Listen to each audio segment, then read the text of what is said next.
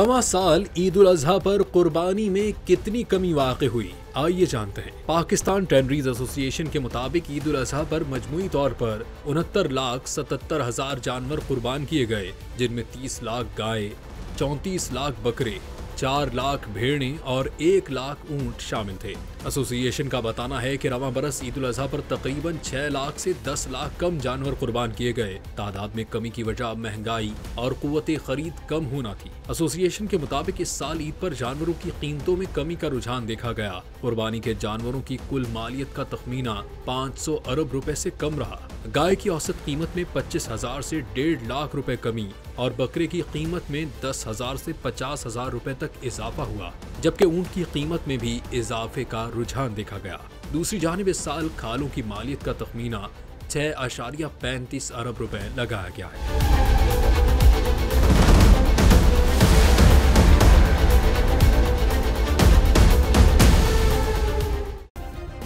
Subscribe करें और bell दबाएं ताकि कोई खबर रह न जाए।